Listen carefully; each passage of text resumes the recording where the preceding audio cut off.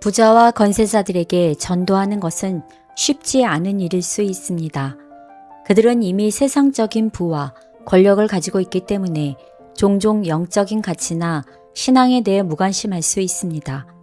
그럼에도 불구하고 부자나 권세자들을 지역 공동체의 봉사활동에 초대하여 그들에게 봉사활동이 어떤 가치와 의미를 가지는지 그리고 그것이 왜 중요한지를 설명합니다.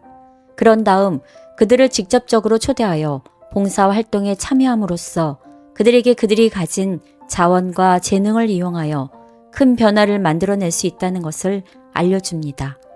우리 모두가 부자나 권세자들도 선한 일에 참여할 수 있는 기회를 주어서 그들도 한 걸음씩 주님께 인도할 수 있게 되기를 기도합니다. 안녕하세요. 안녕하십니까? 네, 오늘은 9번째 시간이죠. 네, 제목이 무엇인가요? 권세자들을 향한 선교. 예, 권세자들을 향한 선교. 이 제목이 알기는 알 것 같은데 네, 어떤 분들이 권세자들이신가요? 예, 아주 좋은 질문입니다. 혹시 지난주 우리가 어떤 공부를 했는지 기억나시나요?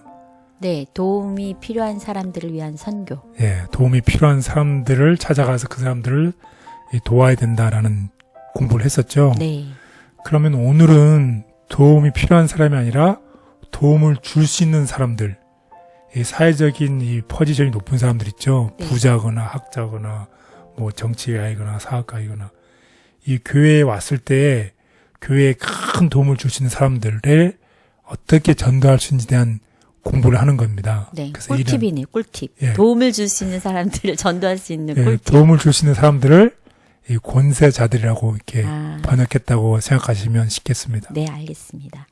그래서 우리는 지난 시간에 도움이 필요한 사람들인데 오늘 이번 주에는 도움을 줄 수 있는 사람들이에요. 그러니까 어떤 사람이 있겠어요? 위대한 사업가, 정말 비즈니스맨이죠. 큰 돈을 가진 비즈니스맨. 또 유명한 정치인들, 또 사회적인 지도자들, 또 큰 부자들, 큰 능력을 가진 사람들, 이런 사람들에게 구원이 필요할까요? 필요합니다. 예, 구원은 모든 사람이 필요하죠. 네. 그래서 우리가 지난주에는 동전의 한 면인 도움이 필요한 사람들에게 전도를 했다고 하면 이번 주는 동전의 다른 면인 도움을 줄 수 있는 이 사람들에게 우리가 어떻게 전도를 해야 되는지에 대해서 공부하는 시간을 갖도록 해보겠습니다. 우리 다 같이 기억제를 보겠습니다. 사람이 만일 온 천하를 얻고도 제 목숨을 잃으면 무엇이 유익하리요? 사람이 무엇을 주고 제 목숨과 바꾸겠느냐? 마태복음 16장 26절. 예, 이 젊은 부자가 있었죠. 젊은 부자가 와서 예수님께 내가 무엇을 해야 영생을 얻겠습니까? 그래서 내가 이것도 했고 모든 십계명을 다 지켰습니다. 그랬더니 예수님이 한 가지 부족한 것이 있으니 어떻게 하라? 내 재산을 팔아 가난한 사람들 도와주라고 했을 때 예수님을 따라가는 장면이에요. 그 사람이 자기의 모든 것을 다 가지더라도 이 영생을 잃어버리면 무슨 소용이 있겠냐고 얘기하시는 거죠. 그래서 젊은 이 부자 북관이 아주 모든 재산을 다 가졌지만 우선순위에 있어서 내가 하나님을 제일 우선으로 삼지 않았기 때문에 이 슬프게 예수님을 떠나간 오늘의 기억절입니다. 그래서 오늘 공부할 내용은 이 선교에 도움을 줄 수 있는 사람들, 아까 말씀을 드렸지만 우리의 영향력 밖에 있는 것처럼 보이는 사람들이죠. 그래서 경제적 능력이나 사회적 지위로 인해 영향력이 있는 사람들이죠. 사업가, 정치인, 지도자들. 근데 이런 사람들은 선교에서 제외가 되나요? 이 사람들한테는 구원의 메시지가 필요하지 않나요? 아니요, 필요합니다. 네, 아닙니다. 모든 사람에게는 다 하나님의 은혜가 필요하고 모든 사람은 구세주를 알아야 합니다. 그래서 하나님께서는 이런 사람들에게 신실한 신들과 특별한 상황을 통해서 이 전도하신다는 거지. 그럼 이 사람들에게는 어떤 필요가 있을까요? 우리는 이러한 사람들의 필요를 어떻게 사용해서 이러한 사람들을 예수님께로 인도할 수 있을까요? 하는 것이 오늘 공부의 주제가 되겠습니다. 자, 그래서 오늘 공부할 사람은 도움을 줄 수 있는 사람들이에요. 그래서 제일 높은 사람이 누구예요? 그 나라의 왕이죠, 왕. 네. 예, 그래서 느부갓네살 왕에 대해서 공부를 하는데 느부갓네살 왕은 너무 왕이기 때문에 교만하죠. 아무도 안 보이잖아요. 네. 그러니까 이 느부갓네살 왕에게는 겸손할 필요가 있었어요. 그래서 겸손의 필요성을 하나님께서는 다니엘을 보내셔서 이 느부갓네살 왕을 전도한 이야기를 공부하겠습니다. 그리고 여러분이 다 아시는 이제 시리아의 나만 장군이 있었죠. 네. 사회적인 아주 그 높은 지위에 있는 나만 장군. 나만 장군은 이제 문둥병을 고침을 받고서 예수님을, 하나님을 알기 시작했잖아요. 그러니 나만에게는 무엇이 필요했냐면 하나님을 더 잘 알기 위한 성장의 시간이 필요한 사람이었습니다. 그리고 이 밤에 이 예수님을 찾아온 누가 있나요? 학식이 많은 니고데모가 있었어요. 이 니고데모에게는 구세주가 필요했습니다. 그리고 아까 전에 말씀드렸지만 젊은 부자 관원이 있었어요. 모든 계명을 다 지켰고 모든 것을 다 가진 이 젊은 부자 관원이 정말 필요한 것은 우선순위의 설정이 필요 있어서 예수님을 제일 일로 삼았어야 되는데 그걸 하지 못함으로 떠나간 슬픈 이야기입니다. 그리고 마지막에는 이제 아리마대 부자 요셉이 있었어요. 예수님 십자가 돌아갔을 때 시체를 빌라도에 가서 시체를 달라 하고 십자가에서 예수님을 내려서 이 혼자 이제 무덤을 한 사람이죠. 그 사람에게는 무엇이 필요했나요? 다른 사람과 같이 일할 수 있는 협력이 필요한 사람들이었습니다. 여기 보니까 사회에 많은 계층들이 있네요. 왕, 장군, 학식이 높은 사람, 부자. 예, 그렇습니다. 그래서 오늘 이런 사람들도 구원이 필요하고 이런 사람들도 필요한 게 있잖아요. 네. 그 필요를 어떻게 우리가 채워주고 그 필요를 위해서 하나님께서 어떻게 컨택하는지 예. 그런 공부를 하는 시간을 갖도록 하겠습니다. 그래서 아까도 말씀드렸지만 구원은 누구에게만 있다? 모든 사람들. 예, 어느 한 그룹이나 한 집단에 있는 것이 아니라 모든 사람에게 구원이 있다는 것입니다. 부자나 권세 있는 사람이나 누구에게나 약한 사람이나 도움이 필요한 사람이나 아무 누구에게나 다 있다는 것입니다. 그래서 성경에서는 특별히 하나님께서 이방 나라에 복을 주신 것도 많잖아요. 아브라함, 이삭, 욥, 솔로몬, 요셉 같은 사람들을 이용해서 사용하셔서 이방 사람들에게 열방에 복을 주신 이야기가 있습니다. 이 복이라는 것은 어떤 한 그룹이나 한 지역 단체나 한 나라에만 국한된 것이 아니라 모든 사람이 구원을 받아야 되고 모든 사람이 하나님이 주시는 복을 누려야 된다는 것입니다. 그래서 성경은 무엇이라고 얘기를 하고 있나요? 하나님은 모든 사람이 구원을 받으며 진리를 아는 데에 이르기를 원하신다. 아멘. 하나님은 이 페이보리티즘, 이 편견이 없으시고 모든 사람이 다 구원을 받으며 진리에 알기를 원하신다는 것을 꼭 기억하시면 좋겠습니다.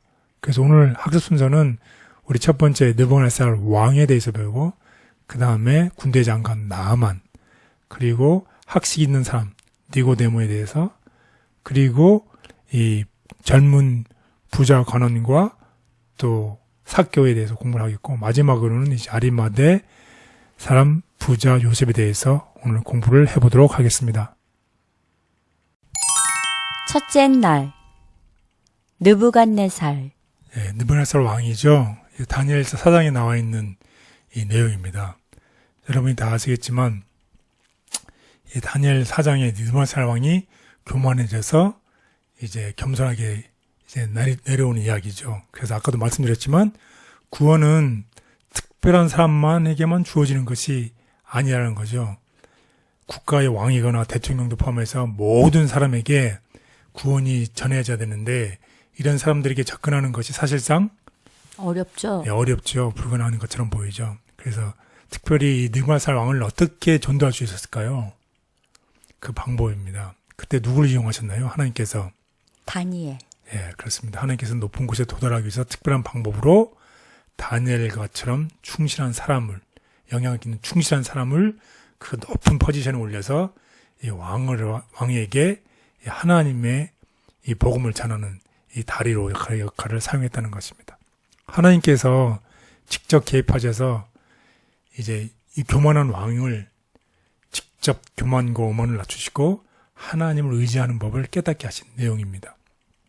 그래서 이 사장을 보면 이 왕이 무슨 일이 일어났나요? 꿈을 꾸게 되죠. 네. 그 꿈이라는 것이 이 자신의 나라를 뒤덮는 거대한 나무를 꾸는 꿈을 꾸죠. 근데 그 꿈에서 보니까 그 나무가 어떻게 됐어요? 이 베어졌어요. 예. 그래서 느부갓네살이 이 꿈을 해석하는 사람을 찾다가 누가 이 꿈을 해석해 줍니까? 다니엘이요. 예, 다니엘이 해석을 해줍니다. 다니엘이 해석을 해주면서 뭐라고 얘기를 하냐면 이 꿈이 하나님의 왕에 대한 경고입니다. 그러니까 이제 왕이 이 행동을 개선하고 가난한 사람들에게 정의를 행하라고 이제 얘기를 하죠. 그러면서 다니엘의 충언입니다. 한번 뭐라고 하는지 한번 우리 다 같이 보겠습니다. 오늘 우리에게 당부하는 다니엘의 권면. 그런즉 왕이여 내가 아뢰는 것을 받으시고 공의를 행함으로 죄를 사하고 가난한 자를 긍휼히 여김으로 죄악을 사하소서. 그리하시면 왕의 평안함이 혹시 장구하리이다 하니라. 예. 이것은 오늘날 우리에게도 하는 충언이라고 생각이 됩니다. 우리의 마음속에 이 교만한 마음과 오만한 마음에 가득 차 있으면 하나님께서 우리에게 이제 얘기하는 거죠. 다니엘이 정말 진정한 마음으로 왕이시여 내가 이 아뢰는 것을 이제 받으시고 목숨을 걸고 어떻게 하면은 목숨을 걸고 하는 얘기는 똑같죠. 네. 왕의 노예로 살면은 예. 큰일 날 수 있잖아요. 목숨이. 이제 공의를 행함으로 죄를 사하고 가난한 사람들을 불쌍히 여김으로 해서 제약을 사하십시오. 이런 충언을 올린 것입니다. 이런 충언을 하는 것도 굉장한 용기가 그렇죠. 있어야죠. 예. 그래서 흔들리지 않는 사람 다니엘이죠. 네. 그러니까 높은 사람이 됐겠지요. 네. 예, 이런 다니엘을 이용하셨다는 것입니다. 그래서 다니엘 4장에서는 처음에는 하나님 믿지 않던 느부갓네살 왕이 하나님의 권능과 심판을 체험하는 이야기입니다. 그래서 왕이 이스라엘 왕들에게 하나님의 향한 심판과 비슷한 경험을 하게 되어서 하나님의 권능을 알게 되는 것입니다. 그리고 이 말을 들은 다음에 1년 동안은 잘했어요. 느부갓네살 왕이. 그 1년이 지난 다음에 정말 그 일이 일어났죠. 그래서 7년 동안의 그 어려움을 겪고 난 다음에 그의 마음이 치료가 되면서 하나님을 찬양한 이 느부갓네살 왕의 이야기입니다. 그래서 느부갓네살 왕의 경험은 하나님의 구원이 힘있고 권세 있는 이들에게도 미치는 것을 보여주고 그의 변화가 하늘의 왕에게 경배를 바치고 교만한 마음을 겸손하게 하는 하나님의 놀라운 힘을 드러내는 것을 알 수 있습니다. 우리는 무엇을 배울 수 있을까요? 높은 사람에게 전도를 해야 되는데 하나님께서는 어떻게 하셨다는 것이에요. 하나님께서는 다니엘 같은 충성된 신자를 통해서 권세 있는 그 불신자에게 다가가는 도구로 사용하신다는 것입니다. 그리고 두 번째로는 하나님은 권세 있는 이 불신자들 향한 증언의 과정에 어떻게 직접적으로 역사하신다는 것입니다. 그래서 이런 일들을 통해서 우리가 정말 왕에게 나아가기 어려운 불가능한 것처럼 보이지만 정말로 이 신자, 믿는 사람을 하여금 높은 포지션에 있게 해서 다니엘처럼 그 왕에게 충원하고 왕에게 하나님을 전하는 게 할 수 있다는 것을 기억하면 좋겠습니다. 그래서 하나님께서는 자만심과 오만으로 가득했던 느부갓네살을 겸손하게 만드셨고 느부갓네살 이야기는 매우 극적이지만 부자와 권력자, 교만한 자를 낮추시는 이 방법이 있다는 것을 기억하면 좋겠습니다. 하나님은 높은 권세를 가진 자도 능히 낮추시고 그들에게 구원을 주신다. 충성된 그리스도인은 그들에게 복음을 전하는 하나님의 통로가 될 수 있다. 참된 위대함은 참된 인자함이 있다는 공과를 배운 느부갓네살. 한때 교만하던 군주는 겸손한 하나님의 자녀가 되었고 압제적이요 거만하던 통치자가 현명하고 자비심이 많은 왕이 되었다. 하늘의 하나님을 멸시하고 모독하였던 그가 이제 지극히 높으신 이의 권세를 인정하였고 여호와께 대한 경외심과 그의 신하들의 행복을 증진시키고자 열렬히 노력하였다. 만왕의 왕이요 만주의 주이신 하나님의 견책하에 느부갓네살은 마침내 모든 통치자들이 배울 필요가 있는 공과 곧 참된 위대함은 참된 인자함에 있다는 공과를 배웠다. 주께서 공평하시며 모두를 동등하게 사랑하심을 감사합니다. 제 속에 교만과 불평등이 있거든 용서하시고 버리게 도와주옵소서. 높은 자를 낮추시며 섭리와 은혜로 구원하옵소서. 하나님만 참된 왕이시니 항상 겸손히 섬기게 도와주옵소서. 아멘. 둘째 날, 나아만. 시리아의 군대 장관 나만의 이야기죠. 나만이 이 고침을 받는 이야기죠. 그래서 열왕기하 5장에 나와 있는 이야기입니다. 다 아시겠지만 여러분이 그 나만 장군의 집에 이스라엘에서 잡혀온 계집 아이가 있었죠. 그 뭐라 하냐면 하나님께서 이 한 소녀를 통해서 이 나만 장군을 엘리사에게 보내서 이 문둥병을 고치신 이야기죠. 그래서 문둥병 고침을 받은 이 나만이 하나님을 이제 드디어 믿게 되죠. 그래서 그의 그 짧은 지식, 그 당시 자기가 갖고 있는 지식에 따르면 이제 하나님을 경배하기 위해서는 이스라엘 땅에서 경배해야 되는데 하나님을, 그래서 필요한, 자기는 이제 자기 나라로 돌아가야 되잖아요. 그러니까 이제 이스라엘에 있는 땅을 이제 낙에 싣고 가는 이야기입니다. 지금으로 말할 것 같으면 이제 하나님을 영접한 초신자의 마음이죠. 초신자이죠. 초신자. 네. 그리고 또 걱정이 또 있었어요. 어떤 걱정이 있었나요? 두 번째는 자기가 이제 자기 나라로 돌아가면 자기 나라에 그 신이 있잖아요. 그 신을 섬겨야 되는데, 왜냐면 자기가 장군이니까 왕이랑 같이 그 성전에 들어가야 되는데, 그때 왕을 보호하기 위해서도 정책인 임무로 해서 거기 가 있을 때 자기가 가진 신앙과 충돌될 텐데, 그때 내가 그 신당에 가서 제사하는 거에 대해서 용납을 해달라, 이런 이야기를 하는 이야기입니다. 그래서 거기에 대해서 우리 공부를 해보겠습니다. 그래서 나아만은 시리아에서 아주 위대한 사람이었고, 또 하나님께서 한 소녀를 통해서 문둥병을 고쳐주셨죠. 그 순간 나아만은 이제 하나님께 자신의 삶을 바치고 하나님을 섬기기로 결심을 합니다. 그런데 하나님에 대한 지식이 제한적이었어요. 이제 금방 하나님의, 그러니까 문둥병이 나은 이야기잖아요. 그래서 어떻게 합니까? 이제 나만이 이르되 청컨대 이제 노새 2마리의 실을 흙을 당신의 종에게 주십시오. 그럼 내가 이 흙을 가지고, 이스라엘에서 가져온 흙이니까 이 흙 땅 위에서 내가 제사를 하나님께만 드리겠습니다. 이렇게 얘기를 했어요. 그리고 두 번째로는 내가 림몬의 신당에서 몸을 굽힐 때 이제 내가 군대 장관이니까 왕과 함께 들어갈 텐데, 굽힐 때 여호와께서 이에 대해서 당신의 종을 용서해 주기를 원합니다. 이렇게 간청을 했어요. 엘리사에게. 그때 엘리사가 이 나만의 간청에 대해서 뭐라고 대답을 합니까? 평안히 가라. 네, 평안히 가라. 이렇게 응답을 했어요. 그럼 평안히 가라 했을 때 이것은 뭐라고 할까요? 이게 승인하는 겁니까? 엘리사가 그를 책망하거나 그의 잘못을 바로잡지 않고 평안히 가라 그랬어요. 왜 그렇게 했을까요? 이게 오늘의 키포인트입니다. 나만은 아까도 말씀드렸지만 이제 금방 하나님을 아는 사람이었어요. 네. 그래서 하나님께 성장할 시간, 하나님을 알아가는 시간, 또 하나님을 통해서 변화하는 시간이 필요한 사람이었어요. 그래서 이러한 갓 회심한 신자에게 날마다 새로운 믿음으로 자기가 발견한 믿음에서 매달리고 하나님께 매달린다면 하나님께서 어떻게 하실 것이다. 하나님께서 이 나만 장군을 인도하셔서 올바른 길로 가게 하실 것이다.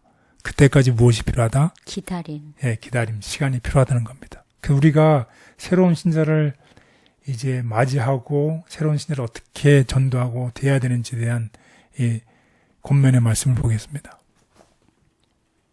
갓 회심한 신자 나아만. 이 말을 나아만이 작별하면서 한 요청을 승인하거나 거절하는 표현으로 생각해서는 안 된다. 나아만은 의심이나 쉼 없는 불확실성이 아닌 평안 중에 떠나야 했다. 하나님은 그에게 은혜를 베푸셨으며 그는 하나님에 대한 지식과 경배 속에서 행복과 평안을 찾아야 했다. 나아만은 갓 회심한 신자로 양심이 살아있는 사람이었기 때문에 새로 발견한 믿음에 매달린다면 그의 능력과 지혜가 자라날 것이었다. 하나님께서는 새 신자를 한 걸음씩 인도하며 어떤 문제의 개선이 필요한 적절한 시기를 아신다. 이것은 영혼 구원을 위해 일하는 사람들이 늘 염두에 둬야 할 원칙이다. 영혼 구원에 있어서 하나님은 새 신자를 한 걸음씩 인도하신다. 온전치 못한 사소한 행태가 있을지라도 주님은 그의 믿음이 자라는 때를 기다리며 인도하신다. 끊임없이 자라야 할 그리스도인 생애. 식물이 자라는 소리도 없고 눈에 띄지도 않으나 끊임없이 계속하여 자라는 것처럼 그리스도인 생애의 발전도 그와 같다. 매 발전의 단계마다 우리의 생애가 완전하게 될 수 있다. 또한 우리에 대한 하나님의 목적이 성취되면 계속해서 발전이 있게 될 것이다. 성화는 일생을 통해 이루어야 할 사업이다. 우리가 기회를 많이 가질수록 우리의 경험은 넓어지고 우리의 지식도 증가한다. 우리는 책임을 질 만큼 강해지고 특권에 비례해서 더욱 성숙해질 것이다. 한 걸음씩 인도하시며 기다려주시는 하나님의 사랑에 감사합니다. 기다림에 합당한 믿음으로 성장하기를 원하오니 성령님, 날마다 제 마음을 깨우쳐 주시옵소서. 타인을 대할 때도 주님보다 앞서지 않도록 기다림의 지혜를 더해 주옵소서. 아멘. 셋째 날, 학식 있는 사람들에게 전하기. 니고데모. 예, 니고데모의 이야기죠. 요한복음 3장에 나와 있는 이제 니고데모입니다. 밤에 예수님을 찾아간 니고데모죠. 그래서 예수님의 가르침이 하나님으로 온 것임을 이제 깨닫고 이스라엘의 선생이었던 이 니고데모의 이야기입니다. 그런데 자신이 예수님을 따르는 제자는 사실을 공개적으로 인정하기를 꺼려했었죠. 그렇지만은 그럴 때 그 이유가 무엇일까요? 자존심 때문일까요? 자신의 권력에 대한 집착 때문일까요? 아니면 내가 전했을 때 동료들의 거절할 것에 대한 두려움 때문이었을까요? 다 포함될 것 같은데요? 그러니 니고데모가 네. 하나님께서는 그를 인내하셨고 그런 니고데모에게 이 결정적인 순간에 예수님의 생명을 사용하는데 구한 이야기가 나오죠. 그 예수님을 정죄할 때에 이 니고데모가 나와서 예수님을 옹호하는 얘기를 해서 예수님 생명을 구하는 결정적인 이야기가 나옵니다. 그리고 니고데모가 그날 밤 예수님께서 말씀하시죠. 모세가 광야에서 뱀을 든 것 같이 인자도 들려야 하리니 하는 하늘과 땅 사이에 들려진 예수님을 보았을 때 의심할 수 없이 자신이 구절을 찾았다는 사실을 알게 되었고, 그래서 이후로는 사람들의 시선을 아랑곳하지 않고 예수님의 장례 비용을 부담하기로 한 결심을 한 니고데모입니다. 그래서 학식이 풍부했고 사회적 명망이 있었던 이 니고데모를 하나님은 인내하셨고 하나님은 얘기에 이제 하늘의 지혜를 보여주셨죠. 그래서 대단한 지식과 지혜의 소유자였던 니고데모도 마찬가지로 누가 필요하다? 구세주가 필요합니다. 모든 사람이 구세주가 필요합니다. 그런 그에게 예수님께서 먼저 다가가셨습니다. 우리도 이런 사람들에게 예수님의 본을 따라서 이 말씀을 전하는 우리 모두가 되기를 바라겠습니다. 아멘. 외면상으로는 문제없는 이의 내면에 있는 필요를 예수님은 아셨다. 변화 없는 듯한 니고데모의 마음에 예수님은 이미 찾아오셔서 변화를 시작하셨다. 지위나 직업에 상관없이 경고해야 세상에서 높은 학식을 가진 사람들과 재물과 직업적인 면에 명망이 뛰어난 사람들을 개인적으로 찾아가서 그들의 구원 문제를 말해주는 일은 극히 드물다. 그러나 그렇게 해서는 안 된다. 낭떠러지를 향해 급하게 달려가는 사람을 보게 된다면 우리는 그 사람의 지위나 직업을 상관하지 않고 지체 없이 뒤로 물러나도록 소리칠 것이다. 이같이 우리는 사람들에게 저희 영혼이 위기에 처해 있다는 경고를 지체 없이 말해 주어야 한다. 주님, 저도 속사람이 변화되고 거듭난 사람으로 살기를 원합니다. 진리를 아는 것으로 만족하지 않고 그것이 삶을 새롭게 하는 힘이 되게 도와주옵소서. 니고데모의 발걸음을 인도하신 것처럼 저의 발걸음도 능력으로 인도해 주시옵소서. 아멘. 넷째 날, 부자를 향한 선교. 네, 마태복음 19장에 나와 있는 얘기죠. 젊은 이 부자 관원의 이야기입니다. 우리 한번 다 같이, 여러분 아시겠지만 우리 성경책을 우리 다 같이 한번 보겠습니다. 마태복음 19장 16절에서 22절. 어떤 사람이 주께 와서 이르되 선생님이여 내가 무슨 선한 일을 하여야 영생을 얻으리이까? 예수께서 이르시되 어찌하여 선한 일을 내게 묻느냐? 선한 이는 오직 한 분이시니라. 내가 생명에 들어가려면 계명들을 지키라. 이르되 어느 계명이오니까? 예수께서 이르시되 살인하지 말라, 간음하지 말라, 도둑질하지 말라, 거짓 증언하지 말라, 내 부모를 공경하라, 내 이웃을 내 자신과 같이 사랑하라 하신 것이니라. 그 청년이 이르되 이 모든 것을 내가 지켰사온데 아직도 무엇이 부족하니이까? 예수께서 이르시되 내가 온전하고자 할진대 가서 내 소유를 팔아 가난한 자들에게 주라. 그리하면 하늘에서 보화가 내게 있으리라. 그리고 와서 나를 따르라 하시니 그 청년이 재물이 많음으로 이 말씀을 듣고 근심하며 가니라. 네, 여러분이 다 아시는 내용이죠. 이 젊은 이 부자가 모든 계명도 다 지켰고 모든 것을 다 했는데 예수님께서 결국 뭐라고 하셨나요? 재물이 많음으로 이 사람에게 재물을 팔아서 나를 쫓으라고 하니까 어떻게 했나요? 예수님을 근심하면서 떠나갔던 슬픈 이야기입니다. 그래서 예수님께서 부자가 구원을 받을 수 없다고 얘기하셨나요? 아니면 부자가 천국에 들어가는 것이 어렵다고 얘기했나요? 어렵다고. 예, 그렇죠. 어렵다고 얘기했죠. 부자는 천국에 들어갈 수 없다고 단정적으로 얘기한 것이 아니라 어렵다고. 부자는 천국에 들어가기가 어렵다고 말씀하셨어요. 왜 그랬을까요?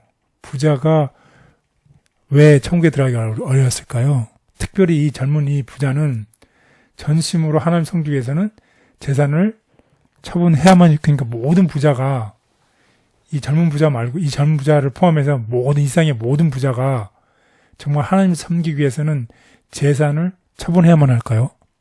아니요. 예, 아니죠. 아닙니다. 이 부가 이 나의 하나님이 되는 사람에게는 정말 천국에 들어가기가 어려운 거죠. 그렇지만 이 부가 이 부를 이용해서 하나님을 위해서 쓰거나 다른 사람을 위해서 쓸 수 있는 마음의 가짐을 가진 사람들, 네. 부가 자기의 신이 되지 않는 사람에게는 그렇지 않다는 얘기죠. 그래서 그런 사람이 누가 있어요? 삭개오가 있잖아요, 삭개오. 네. 그래서 부자가 천국에 들어가려면 특별히 이 젊은 부자, 이 청년에게는 우선순위를 바꾸어서 누구를 먼저 우선순위해야 된다. 하나님. 예, 하나님 우선순위 하고 그 다음에 부를 그 다음으로 하면 문제가 없었겠지요. 그래서 그런 사람이 누가 있었습니까? 삭개오가 있었어요. 삭개오를 만났을 때 예수님께서는 삭개오에게도 내 자산을 다 팔아서 가난한 사람에게 주라고 얘기를 하셨나요? 그렇지 않았어요. 삭개오가 오히려 내가 가진 것을 팔아서 가난한 사람에게 나눠주겠다고 말씀했어요. 삭개오에게는 이 부가 하나님보다 높지 않았어요. 그래서 예수님은 부자 관원이 얼마나 돈에 사로잡혀 있는지를 아셨기 때문에 그렇게 말씀하셨다는 것입니다. 하지만 삭개오는 분명히 예수를 만나고 나서 회심하였고 자기 삶의 변화가 필요하고 또 특별히 자기 재산에 관련해서 더 필요하다는 것을 알고 있었기 때문에 젊은 부자의 경우와 삭개오의 경우는 같은 부자지만 달랐다는 것을 꼭 기억하시면 좋겠습니다. 그래서 모든 부자가 자기 재산을 다 팔아서 예수님을 쫓는다? 그건 아니라는 것입니다. 그래서 우리가 기도할 필요가 있습니다. 우리에게 있어서 하늘보다 더 소중히 여기는 것은 무엇이 있는지 우리 자신에게 물어보는 시간을 가지면 좋겠습니다. 그리고 그것이 있다고 하면 그 문제를 하나님 앞에 내어놓고 해결할 수 있도록 지혜를 달라고 기도하는 우리 모두가 되기를 바라겠습니다. 그래서 오늘의 기억절처럼 누군가가 온 세상의 명성, 온 세상의 부, 온 세상의 권력을 얻었지만 영생을 잃으면 무슨 소용이 있겠습니까? 부자에게 재물보다 더 필요한 것은 구원의 소망이다. 예수께서 부자 관원에게 권면하신 것은 재물이 구원의 길을 막는 장애물이 될 수 있기 때문이었다. 빈부 귀천 없이 만민에게 복음을 전해야. 그분은 너희는 가서 모든 족속을 가르치라. 만민에게 복음을 전파하라고 말씀하셨다. 제자들이 이 말씀의 깊은 뜻을 깨달을 수 있도록 이 말씀이 여러 번 반복되었다. 높은 자나 낮은 자나 부자나 가난한 자를 막론하고 땅에 거하는 모든 거민에게 하늘의 빛이 밝고 힘있게 비춰야만 하였다. 제자들은 세상을 구원하는 사업에 있어서 저희 구주와 동역자가 되어야만 하였다. 재물에 대한 욕심으로부터 저와 가족을 지켜주시기를 기도합니다. 주님을 우선으로 하지 못한 점 있다면 용서하여 주시고 제게 주신 것을 기쁨으로 주를 위해 사용하게 하옵소서. 이 세상의 무엇보다 구원의 소망으로 만족하게 도와주옵소서. 아멘. 다섯째 날, 권세자를 향한 선교. 네, 권세자를 향한 선교. 결국 마태복음 27장에 나와 있는 얘기인데 아리마대 사람 부자 요셉에 관한 이야기입니다. 여러분 다 아시겠지만 이 예수님께서 십자가에 돌아가고 나셨을 때에 정말 다 제자들이 다 도망갔잖아요. 그때 아리마대 부자 요셉이 누구를 찾아갑니까? 빌라도를 찾아가서 예수님의 시체를 달라고 요청을 합니다. 그래서 빌라도가 이 승인을 받은 다음에 빌라도의 승인을 받은 다음에 어떻게 하나요? 요셉이 이 십자가에 예수님의 시체를 가져다가 깨끗한 세마포로 싸서 바위 속에 판 자기 새 무덤에 놓고 장사한 이 아리마대 사람 부자 요셉의 이야기입니다. 정말 예수님을 장사를 정말 치러야 되는 누가 다 도망갔어요. 사랑했던 제자들이 다 사라졌던 그때에 아리마대 사람 부자 요셉이 나타났습니다. 그래서 자기를 공개적으로 예수님의 제자라고 선언을 했습니다. 만약에 이 요셉의 개입이 없었다면 제자들은 빌라도에게 예수님의 시신을 장사해 달라고 감히 요청할 수가 없었죠. 다 무서워서 도망갔으니까. 그때에 담당이 나섰던 사람 요셉입니다. 그래서 부자와 권력자를 대신해서 사명을 할 수 있는 한 가지 방법은 그들에게 사명을 협력할 수 있는 기회를 제공해 주는 것이에요. 우리가 할 수 없으면 그 사람을 전도해서 그 사람들 위해 사업에 같이 할 수 있도록 기회를 제공해 주는 것입니다. 아무나 그 일을 할 수가 없었으니까 그 지위에 맞는 사람을 사용하시는 거네요. 그렇죠. 그러니까 우리가 그 사람들과 같이 일할 수 있는 도록 그런 기회를 제공해 줘야 되는 것이죠. 그래서 어떻게 하면 그렇게 할 수 있는가요? 한번 예를 들어보겠습니다. 네. 우리 지역사회에 어떤 프로젝트가 있어요. 사람들을 도와야 되는 프로젝트. 도움이 필요한 사람들을 이렇게 도와줘야 되는 이 프로젝트를 있다는 것이죠. 그러면 이 프로젝트를 어떻게 한다는 것이에요. 이 프로젝트의 필요성을 이 힘 있는 사람들에게 혹은 부자들에게 가서 필요성을 알려주는 것이죠. 우리가 이렇게 도움을 하려 이런 프로젝트를 진행하고 있으니 와서 같이 참여해 주시면 좋겠습니다. 그렇게 하면 어떤 마음을 가질 수 있겠어요? 도움을 받고 싶은 사람 혹은 다른 사람에 서 무언가를 하고 싶은 마음의 표현이 있을 수 있다고 하면 참여할 수도 있겠지요. 그리고 이런 방식으로 해서 그 사람들에게 이런 선한 일에 참여할 수 있도록 이런 프로젝트에 같이 일을 하는 것입니다. 그렇게 하면서 누구를 알아갈 수 있는 것이에요. 예수님을 알아갈 수 있고 정말 필요한 시간에 아무도 해결할 수 없으면 금전적인 문제가 있을 때 이런 사람들이 금전적으로 이런 문제를 해결할 수 있다는 한 예가 되겠습니다. 저희가 지역교회에서 지역사회 봉사를 그래서 좀 더 많이 해야 되겠네요. 예, 맞습니다. 특별히 모든 사람에게 복음이 전할 수 있게. 예, 그럴 때 금전적으로나 혹은 파워가 있는 사람이면 더 많은 영향력을 끼치고 더 많은 일을 할 수 있겠죠. 네. 그래서 예수님께서는 이런 목적으로 해서 부자들을 사용하셨고 앞으로도 사용하실 것이라는 것입니다. 그래서 우리도 어떻게 이런 사람들에게 선교해야 한다. 선교해야 된다는 것입니다. 권세 있는 자들은 사람을 돕는 진실하고 의미 있는 사역에 함께하기를 원한다. 이 사역을 함께하는 것은 그 마음의 복음의 능력을 증거하는 기회가 된다. 가난한 자들을 돕는 일에 사용되는 재산. 지혜와 사랑으로 행해진 노력을 통하여 많은 부자들이 하나님께 대한 책임감과 의무감을 갖게 될 것이다. 그들이 고통당하는 인류를 편안케 하는 일에 하나님의 대표자로 일하기를 하나님이 기대하신다는 사실이 분명해진다면 많은 사람이 이것에 반응하고 그들의 재산과 동정심을 가난한 자들을 돕는 일에 바칠 것이다. 그들의 마음이 이기적 관심에서 떠나게 되면 많은 이들이 자신들을 그리스도께 바치도록 이끌림을 받을 것이다. 주의 권능과 진리가 가장 권세 있는 힘인 것을 믿습니다. 주께서 높이 들리실 때 모든 일을 이끌겠다고 하셨으니 그들의 마음에도 함께 하옵소서. 오직 예수님을 높이고 참되게 봉사하게 하시며 진리가 저희 가운데 살아 숨쉬게 하옵소서. 아멘.